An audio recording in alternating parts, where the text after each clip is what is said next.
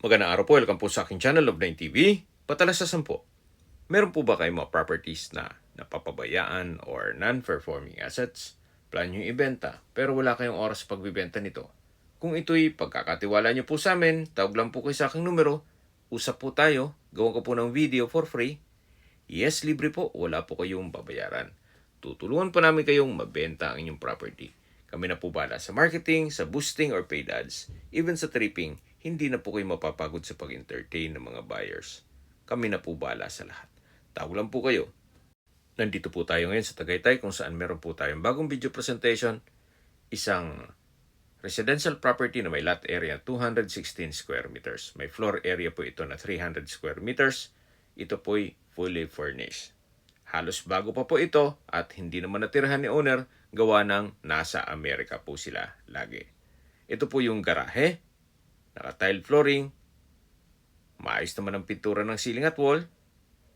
Sa dulo po ay may access door papunta sa service area.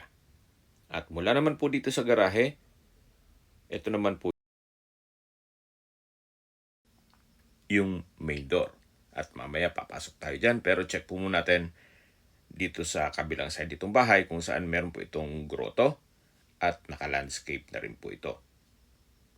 Buong property po ay nakapakod na at meron pong disenyo ang concrete fence at yan po yung covered lanay na may security grill at ito naman po yung sa gilid ng bahay at ito naman yung facade.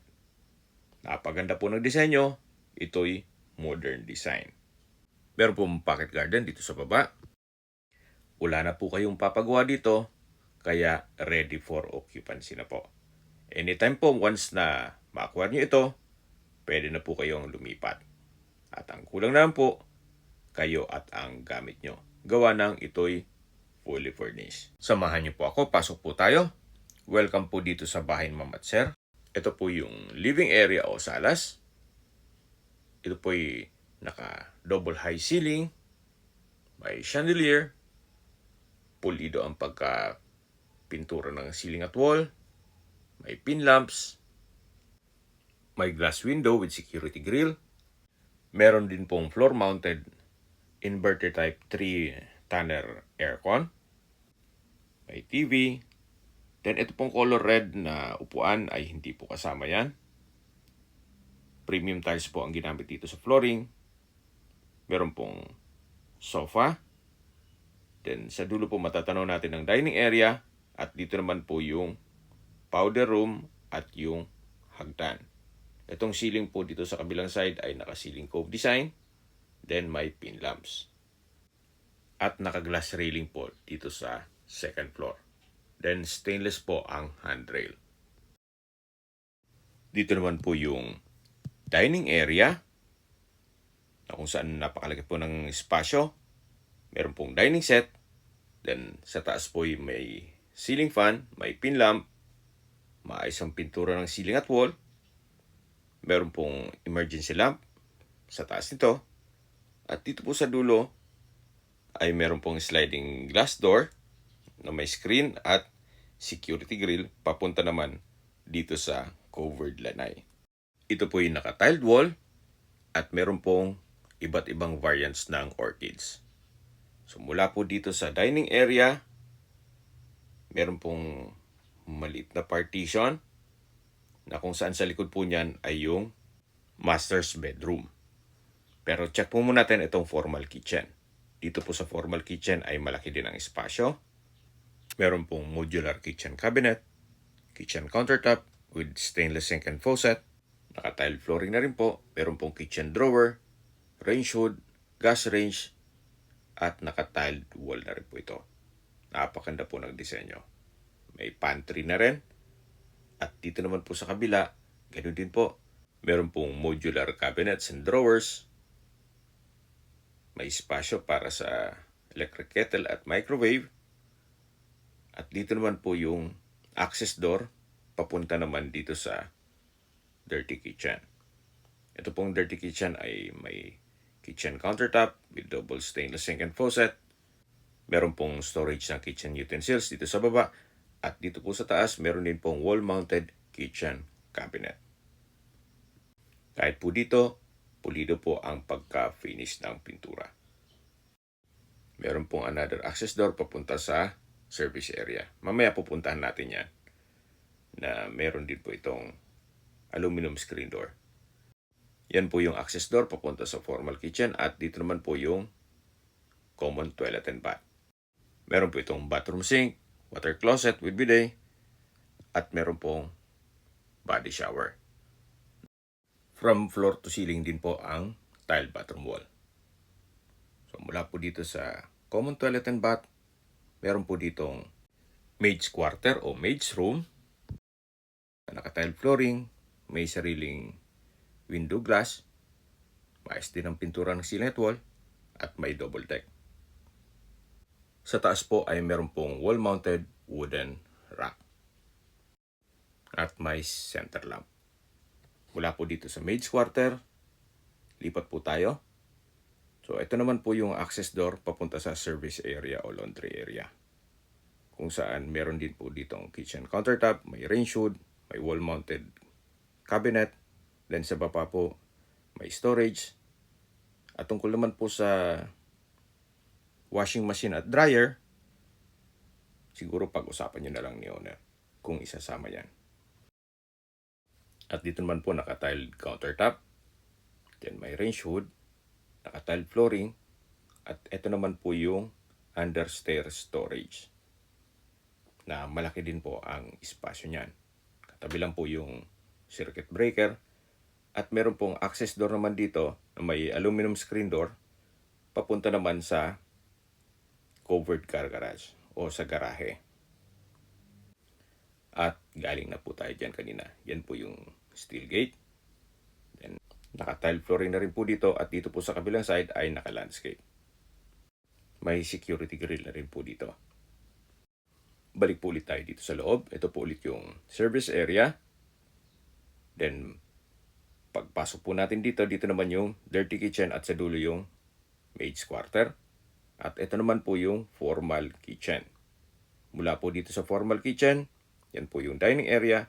At ito naman po yung master's bedroom. Kung meron man po kayong PWD or senior citizen sa pamilya, ito naman po yung kwarto para sa kanila. May bed and bed frame, may split type aircon, center lamp, pin lamps, ceiling cove design, window type aircon with security grill, at naka-tiled flooring na rin po. Sa spasyo, malaki po. At dito naman yung walk-in closet. Ganun din po, naka-tiled flooring, maayos ang pintura ng ceiling at wall, at malaki naman ang espasyo. So, kabilaan po yan. Kaya marami po kayong gamit na pwede mailagay dyan. Hanggang dito po sa kabila. So, dito na po tayo sa toilet and bath. Meron po itong napagandang shower enclosure na naka-tile bathroom wall. At ito naman yung water closet with bidet. Ito naman po yung bathroom countertop. May bathroom sink with faucet, then naka-tiled wall. Mula po dito, matatanaw natin ang access door papunta sa setback o likod ng bahay. Ito po yung naka-glass door at may security grill. At yan pong natatanaw natin ay yung water reservoir na kakasya po ang 3,000 liters. In case ng water shortage, mapapakinabangan po yan. Then naka-tile din po ang buong water reservoir. Babalik po ulit tayo dito sa loob ng toilet and bath dito sa master's bedroom. Ito po ulit yung walk-in closet at ito naman yung bedroom. Napakaganda po. Lalabas po tayo.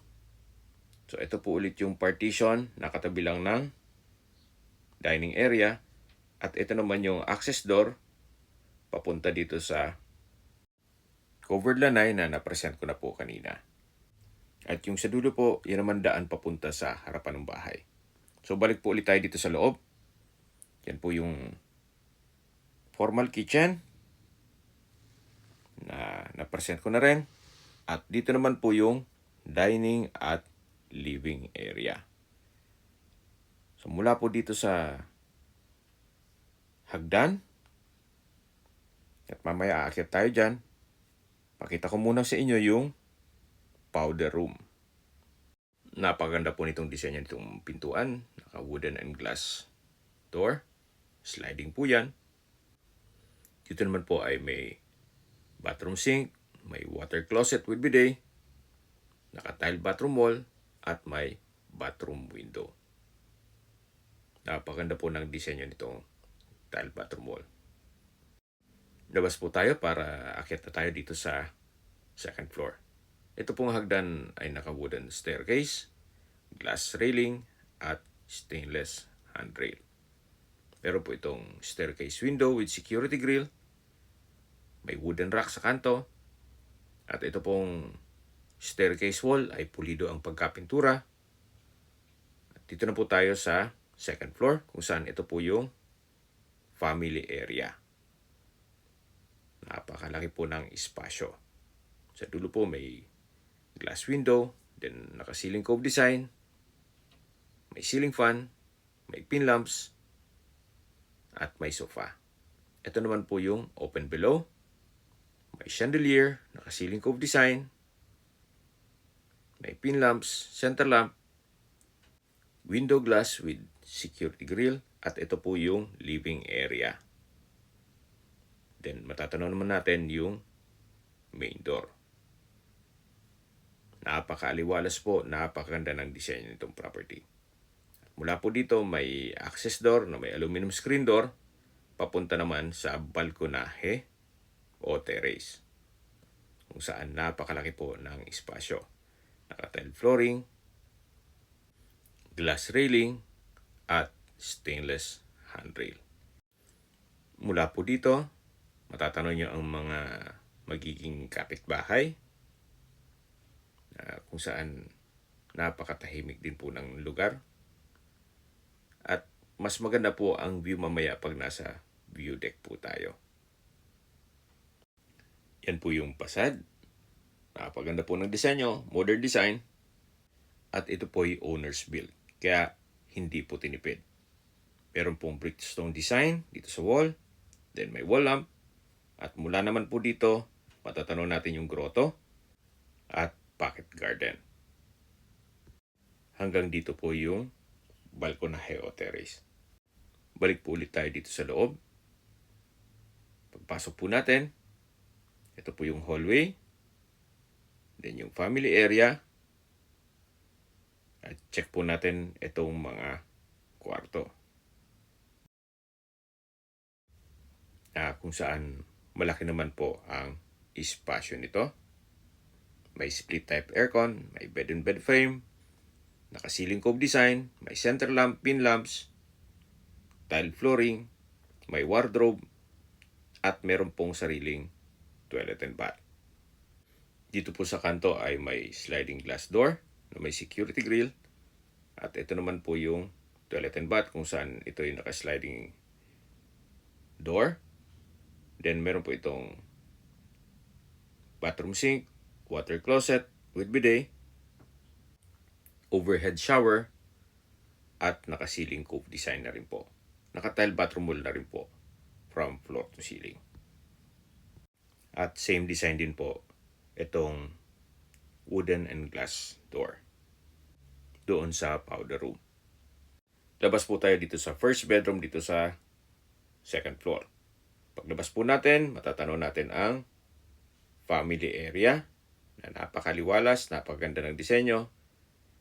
At mula po dito, lipat po tayo dito sa pangalawang kwarto, kung saan malaki din ang espasyo. Naka-ceiling cove design, may center lamp, may pin lamp, may window type aircon, may sliding glass window with security grill, may drawer, wall-mounted rack, then meron pong storage. May personal na gamit si owner kaya hindi natin mabuksan yan. At mula po dito, may TV rack. At dito naman yung toilet and bath. Naka-sliding door na wooden and glass design. Then naka-tile bathroom wall from floor to ceiling. May water closet with bidet, overhead shower, ceiling cove design, at bathroom window. Tunghayan nyo po itong kwarto bago tayo lumabas. Yan po yung drawer at ito naman yung TV rack. Lalabas na po tayo. So ito pong pintuan ay naka-wooden door. At balik po ulit tayo dito sa family area. Kung malaking pamilya po kayo, pwede na po ito sa inyo. Yan po yung access door papunta sa terrace. At ito naman po yung hagdan. Atakit tayo papunta sa roof deck o view deck. Ito pong hagdan, naka-wooden staircase. Then itong railing ay glass at stainless handrail. Ito pong pintuan ay may security grill na papunta po ito sa roof deck o view deck. Yan po, napakalawak po nitong espasyo. Dito po may bar countertop. Then sa dulo may wall-mounted cabinet. May sink and faucet. Naka-tile flooring. Aside from dun sa reserva, meron pong water tank. Then sa baba po meron pong drawers and cabinets. May high chair. At naka-tile flooring na rin po. Sa likod po nito ay meron pong toilet and bath. Kaya po nang sabi ko sa inyo kanina, in case ng water shortage, wala pong problema. Aside from this tank, meron pong 3,000 liters na water reserva. Mula po dito, matatanaw nyo ang mga kapitbahay. Napakaganda po, napakaliwalas, tahimik ang lugar, sariwang hangin, at malamig po ang klima. Ito po ay nasa mataas na lugar. Ang estimated elevation above sea level ay 2,000 feet. Yan po, tunghayan nyo po ulit itong roof deck. Napaganda po ng setup. May bar at meron pong toilet and bath. Habang naglilibot po tayo at pinagmamasdan nyo po itong kapaligiran, pag-usapan na natin ang distance, location at travel time. Mula po sa Picnic Grove, ang distance is 1.1 km at ang travel time is 4 minutes. Kaya kung magti-tripping po tayo, sa Picnic Grove ang meeting place. At mula naman po sa People's Park, ang distance is 3.7 kilometers at ang travel time is 9 minutes. Mula naman po sa Tagaytay Flower Market, ang distance is 2.9 kilometers at ang travel time is 5 minutes. Mula naman po sa Tagaytay Rotonda, ang distance is 5.2 kilometers at ang travel time is 10 minutes. Sa Tagaytay Rotonda po ay kumpleto na rin gaya ng malls, hotels, restaurants, banks, schools, church, at hospital. Yan po yung lagi kong binabanggit sa aking video na dapat nyo i-consider sa paghanap ng property, yung meron pong malapit na hospital. Hindi ko naman po sinasabing sakitin kayo, yan naman po ay for emergency purpose lang naman. Mula naman po sa Calax, Santa Rosa Interchange, ang distance is 15 kilometers at ang travel time is 20 minutes. Ang Calax po ay connecting South Luzon Expressway, Skyway all the way to North Luzon Expressway at ibang parte ng Metro Manila.